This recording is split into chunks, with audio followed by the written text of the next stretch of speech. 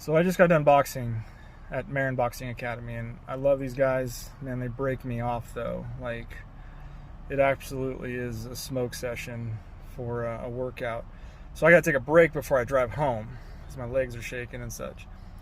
But anyways, so I was going through my emails while I was waiting, and I noticed I got a message. I still get these messages from U.S. Army Europe.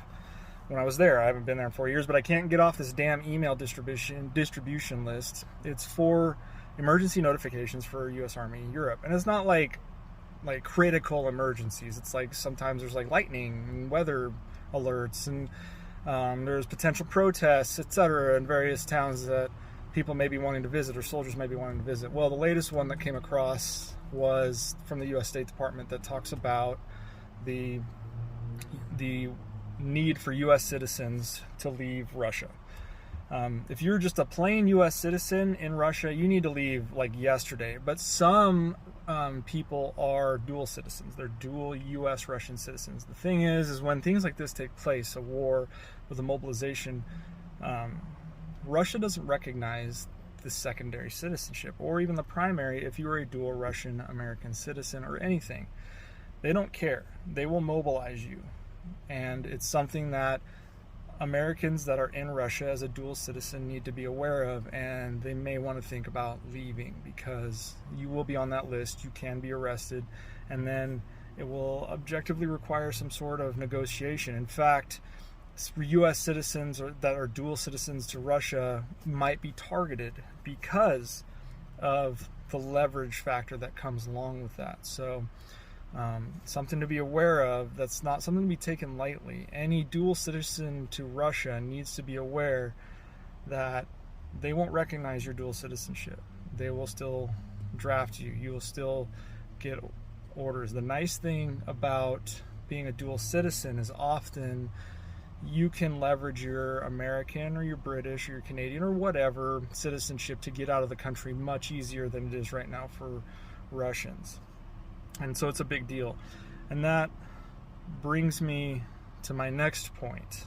And that is, I don't necessarily, and this is going to be controversial, I don't necessarily agree with shutting these Russians out that are trying to flee. And apparently the U.S. is on board. The problem is it's very hard to get to the U.S. when you live in Russia, and there's no means of transportation out. They're stopping people at the border as well, unless you got a nice boat and you can float to Alaska in a really cold time of year, probably not the coldest, but you know what I mean. You're stuck in Russia, but I disagree with this idea that we shouldn't be allowing them in. Often, and I've said this before in previous videos, these are their best and brightest. I would rather they come to the US, the UK, France, Germany, Switzerland, wherever, the Baltic nations, Georgia, not the state of Georgia, although it's a fine state, but the country of Georgia, wherever they want. They could end up in the state of Georgia, who knows. But anyways, I would rather they come there and be of some potential counter influence or counterweight to what's going on in Russia from afar than being forced to pick up a rifle and fight the Ukrainians. Many people would disagree with me. Some people would say they could infiltrate spies. Well, they could infiltrate spies anyways. I mean, this has been an ongoing thing for decades between advanced nations. We all spy on Russia, they all spy on us, China, etc. In fact, the US and the UK spy on each other. And I don't know, it's like a game or something for them. But the excuse me, the reality is I feel like if we accept Russian citizens that are absolutely against the war and are risking their lives to get away from Putin, I don't care if their means are they're for the war or they were supporting Putin. Again, I would rather have them peacefully on our side of the fence, watching, listening to our news, listening to our reporting on this, learning the truth of what's going on in that country, then picking up a rifle, then being forced to go over there, then potentially being someone who kills Ukrainians or dies themselves. I think there are educated people in Russia, and I know I made that rant about how stupid they were, but there are people that are technically educated.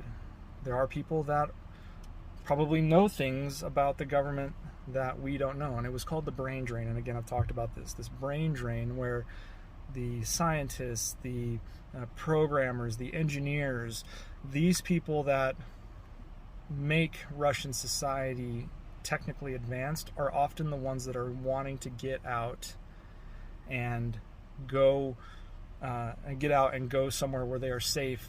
And often that means they would have to find a job.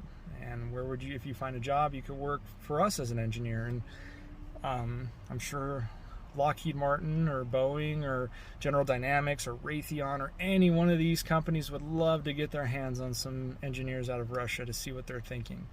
They probably will, it'll probably be more eye rolling, or gosh, they really are worse than we thought. But still, these are people that are an asset to us. And I think Europe is kind of doing it to prevent a refugee crisis. And I kind of get that.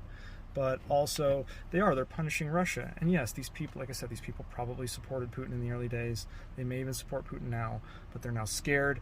And if we can offer a helping hand and say, welcome, we're not terrible. We're good people. We'll help you, we'll feed you, we'll shelter you. And we're also going to tell you the truth about what's going on. And I think that is something that we should be doing, both Europe and the United States. And like I said, Biden and the U.S. has already said they won't close their doors to Russians. But good luck trying to get here. It's very difficult. Anyways, that's just kind of my thoughts on that while I was taking a break. Now I got to go home and take a shower. Have a good evening, everyone.